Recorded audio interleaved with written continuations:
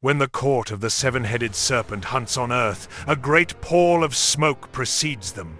And lo, out of the smoke, the baying and buzzing of the pit locusts heralds man's doom. Some tales say they were sealed behind the filth-encrusted bronze gate for eons beyond measure, waiting until the key that opens the bottomless pit was turned in its lock. Others say they are the debased remnants of once proud angels, lesser Ishim that debased themselves at the sacrificial altars to Baal or Moloch, and gorged themselves on the blood of children offered to the graven images. In their bloodlust they forgot the hidden knowledge of the universe that was their birthright. They haunted the deep and dark places until they were called forth by the great battle horns of hell. What is known for sure is that when the gate of hell opened, terrifying swarms of the pit locusts appeared. They delight in tormenting mankind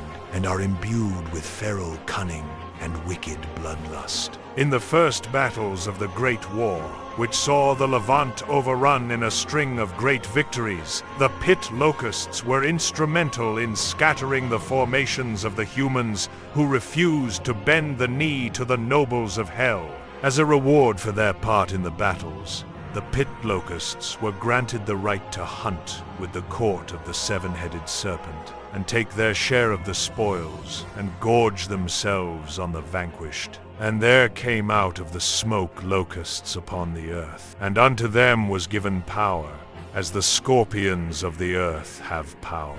And the shapes of the locusts were like unto horses, prepared for battle. And on their heads were as it were crowns of gold, and their faces were as the faces of men, and their hair as the hair of women, and their teeth as the teeth of lions, and they had breastplates, as it were breastplates of iron, and the sound of their wings was as the sound of chariots of many horses running to battle. The Book of Revelation.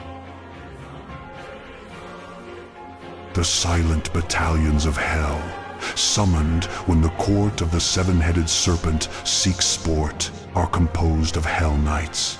Their ever-burning banners stream as they march to war, carrying out the bidding of their masters. They are the bannerets of the high lords of the court, and champions who respond to foolish mortals daring to challenge the hunting parties of the serpent's nobility. Heretic priests whisper that these infernal warriors were once lesser fallen angels or mighty mortal champions raised into devilhood, only to be cursed by their liege lords for some slight, real or imagined. Cast out from the burning palaces of the pit, the alabaster architecture of their bodies has been twisted, folded upon itself 1,000 times. Entombed within their once splendid armor, which is now an eternal prison. To glimpse the body inside is to gaze upon the sheer horror of divine flesh, warped beyond reason. Glaring eyes of light, mouths uttering blasphemies, and pulsating inner organs that gibber and shriek, all crushed into a space barely 1/10 of their original form. Despite their reduction in stature, their inordinate pride remains unbroken, and they brook no insolence from the wretched mortals that serve them.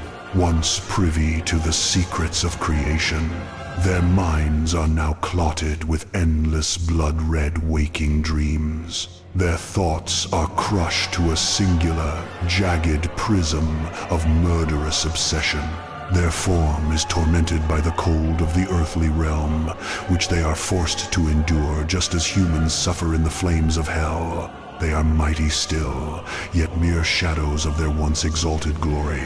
Even so, they are terrifying and implacable foes to a mortal soldier.